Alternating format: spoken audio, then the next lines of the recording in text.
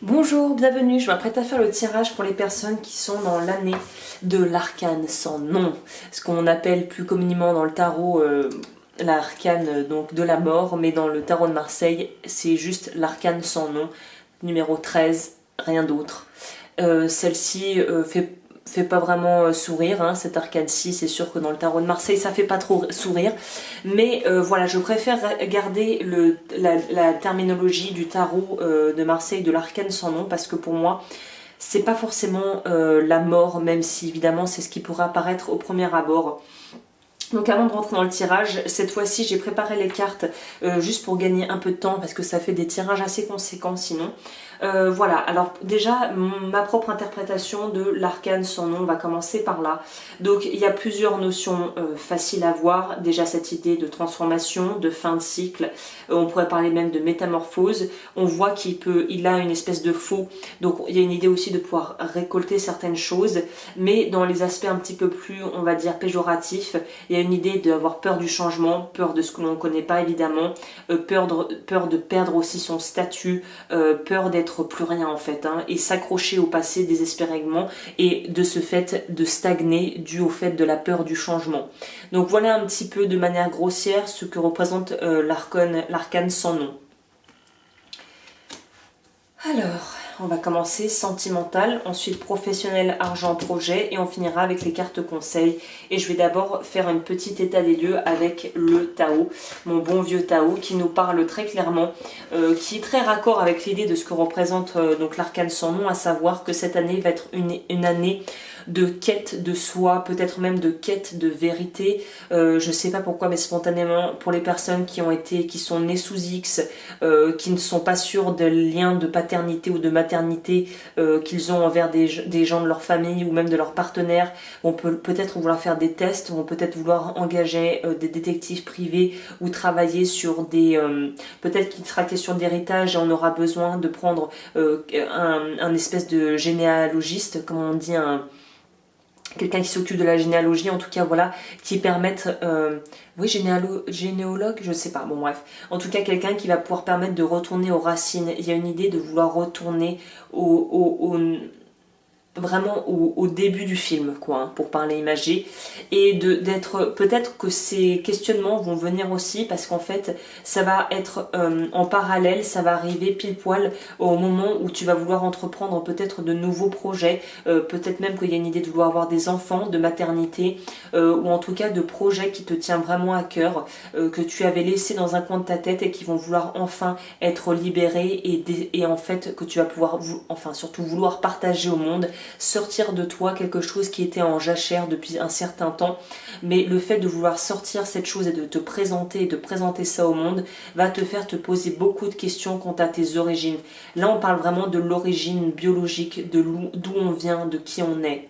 Et on va vraiment avoir on va éprouver, peut-être ça va être assez perturbant et en même temps ça va être extrêmement gratifiant sur le long terme de pouvoir faire ces recherches, ou en tout cas de pouvoir mettre au monde ce projet que tu as tant voulu mettre au monde, ou si c'est toi-même que tu es en train de remettre au monde avec notre idée de transformation, eh bien tu seras vraiment libéré et tu seras très fier de toi une fois que tu auras pu vraiment laisser cette transformation prendre place et montrer au monde qui tu es vraiment avec toutes tes facettes.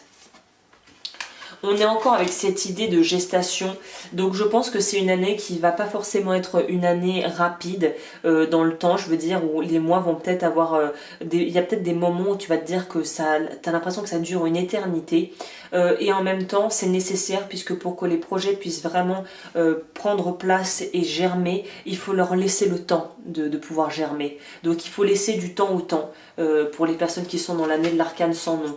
Le dos du deck du tarot, c'est le monde. Donc on nous parle vraiment, pour moi, de fin de cycle pour en commencer un nouveau. C'est vraiment cette idée d'avoir gagné en sagesse, en maturité, et d'être prêt à entamer ce fameux cycle que tu as envie d'entamer. Alors, sentimentalement, et je vais probablement éternuer, non, oui, je suis en train de tomber légèrement malade, donc... Pardon. Alors, sentimentalement... Pour moi, sentimentalement, on repart à zéro, hein. Là, il y en a pour qui Enfin non, je vais pas être aussi catégorique, mais le premier ressenti que j'ai, c'est que pour beaucoup, on repart à zéro, puisqu'en fait, en évoluant et en changeant d'état d'esprit, on va peut-être plus vraiment être sur la même longueur d'onde qu'avec les personnes qui nous entourent. Il va peut-être y avoir un sentiment, en fait, les gens autour, notamment si tu es en couple, il y a des chances pour que la personne en question, elle suive pas, elle ne comprenne pas tes demandes ou tes aspirations ou des choses qu'elle prendra peut-être pour des lubies ou des caprices de ta part. On pourrait imaginer par exemple que tu es ce petit garçon qui est très curieux et qui a envie d'aller voir ce qui se passe sous la tente, alors que ton partenaire pourrait être là à se demander, à quémander de l'amour et de l'attention que tu n'as plus le temps ou plus le désir de lui offrir, quoi.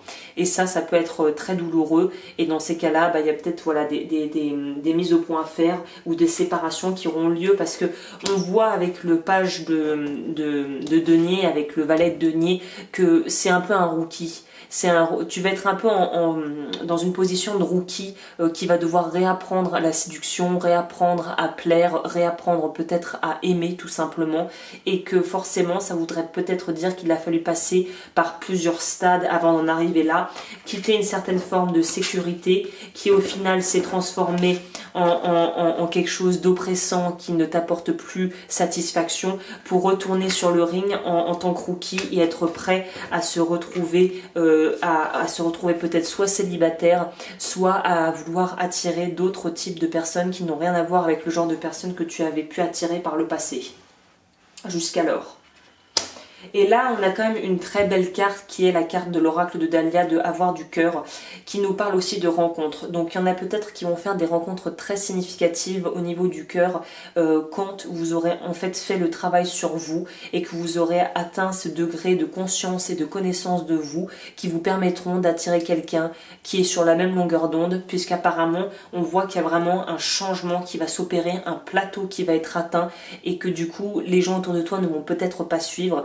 Et peut-être même que même au niveau amical, les gens que tu côtoyais et que tu peux aimer profondément avec beaucoup de bienveillance, tu vas te demander qu'est-ce que tu fous avec des gens comme ça en fait. Puisqu'en fait tu vas être tellement dans un autre état d'esprit, que peut-être que des gens avec qui tu étais vraiment en résonance, tu ne seras plus en résonance avec eux. C'est un peu cette idée simple de la métaphore de la station radio.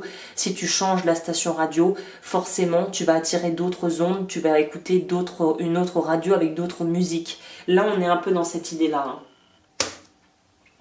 Au niveau du pro, peut-être aussi, pour ne pas être tout à fait catégorique, peut-être que certaines personnes décideront de continuer ensemble parce que l'amour est toujours là et que c'est une relation vraiment ancrée dans quelque chose de vraiment profond et sincère. Et là, il y a une grosse remise à niveau à faire, à mettre au point, pour pouvoir vraiment permettre aux deux partenaires de pouvoir évoluer côte à côte, et en étant plus ou moins en allant à la même vitesse. Donc il y a une idée de communication, de beaucoup arriver à communiquer, de pouvoir être capable d'expliquer aussi, d'être vulnérable avec la personne, et d'aller peut-être travailler même en thérapie si on a des soucis au niveau de ses propres peurs que l'on reflète sur son partenaire ou sa partenaire de vie. Sur le plan financier, alors autant sur le plan amoureux on est un espèce de rookie sur le ring, autant sur le plan financier j'ai l'impression qu'on va prendre de la bouteille cette année, ou qu'on a quand même des connaissances plus ou moins solides de ce que l'on a ou de ce que l'on veut. Donc là on a déjà la 7 de bâton qui nous parle de devoir contrôler peut-être des, entre gros guillemets, agressions extérieures. Qu'est-ce que j'entends par là? Des avis divergents. Peut-être qu'au niveau travail, tu vas être leurré et où tu vas devoir faire preuve de beaucoup de ténacité et de beaucoup de diplomatie, mais aussi de persuasion pour arriver à tes fins. Et il y a vraiment cette idée d'arriver à surmonter les conflits en étant vraiment dans le flow, en étant vraiment en suivant le mouvement en fait, en n'essayant pas d'aller contre les choses. Il y a une idée peut-être de se sentir un petit peu contraint à faire certaines choses ou de ne pas pouvoir avoir l'expansion que l'on voudrait au travail, mais c'est passager puisqu'on arrive ensuite au 9 de bâton qui nous signifie que la persévérance va porter ses fruits, ou dans le cas contraire qu'on va friser le burn-out. Donc pour les personnes qui ne se sentent pas bien dans leur travail, il est peut-être peut-être temps de trouver voilà, trouver autre chose, quoi. C'est de là où on revient à cette idée de transformation, de pouvoir récolter, apprendre ce que tu as pu, voilà, être remercié et avoir de la gratitude, éprouver de la gratitude pour ce que ça t'a permis d'apprendre, l'expérience de travail que tu as pu vivre durant X années ou mois. Mais maintenant, si ça ne te convient plus sur le long terme, eh bien on avance, on a pris de la bouteille et on quitte quelque chose qui n'est pas un environnement sain ni stable pour nous. On nous parle aussi, pour moi c'est vraiment ça, si tu te sens emprisonné dans ton travail, si tu n'es pas heureux dans ce travail, eh bien n'hésite pas à changer, à aller vers autre chose, à faire autre chose, voilà, à être vraiment dans quelque chose de libérateur et de te sortir de cette prison qui est en fait une prison qui n'est là que parce que tu restes, que tu ne choisis pas en fait. On va voir ce que la grille nous dit à ce sujet. Pardon, le nez qui commence à être bien bouché. Par rapport au travail, on dit on a le sentiment de tourner en rond dans son travail, on voudrait changer car on étouffe. Donc oui, on est sur cette idée. Il y a pas mal de personnes, je pense, qui vont aussi décider de quitter d'emploi, de changer d'emploi et ça sera le bon choix puisqu'on a derrière la carte de l'accord et des signatures de contrat. Donc il y a vraiment une idée de si tu la joues intelligemment et si tu t'écoutes et que tu es prêt pour accepter aussi et à recevoir tout ce que ce changement peut t'apporter de bénéfique dans ta vie si tu souhaites des changements au niveau professionnel et carrière, il y a de très belles choses qui pourraient en découler. Au niveau du conseil, on nous dit quoi? Ah, c'est intéressant ça. Au niveau du conseil, on nous dit attention à la radinerie, c'est comme ça que je vois cette carte dans ce sens-là, attention à vouloir tellement garder ce que l'on a, que ça soit sur le plan sentimental ou des biens matériels, qu'on en deviendrait complètement avare et bloqué. Il y a vraiment cette idée, et d'ailleurs tu vas tendre vers ça, je pense, d'ici la fin de l'année 2020, tu vas être beaucoup plus altruiste, beaucoup plus libéré par rapport à ta peur du manque et tu vas gagner tu vas avoir les choses d'une autre manière. Je pense que pour beaucoup, vous allez être beaucoup plus justement ancré dans la matière et vous allez être beaucoup plus responsable. Il y a une idée de prendre en responsabilité, de prendre en maturité et là le pendu n'est pas forcément une carte négative, au contraire je dirais que on a une nouvelle vision des choses et toutes ces choses matérielles ou même ces choses que tu croyais indispensables à ta vie, tu vas te rendre compte en fait par effet d'épuration, en enlevant couche après couche comme un oignon qu'on pèle, que ce qui reste à l'intérieur c'est ce qui est le plus important. C'est pas tant les moyens purement financiers tels quels, c'est de pouvoir les utiliser pour pouvoir partager avec les autres et aussi de pouvoir tout simplement profiter des gens. Puisque quand tu seras plus là, les seules choses qui resteront derrière toi, c'est pas ton monticule d'or, ton tas d'or, c'est ce que tu as pu vivre avec les gens, c'est ce que tu as pu leur faire ressentir, c'est ce qu'ils ont pu te faire ressentir, c'est à quel point tu as pu vibrer dans ta vie, tu as pu prouver, c'est pas prouver, c'est tu as pu montrer que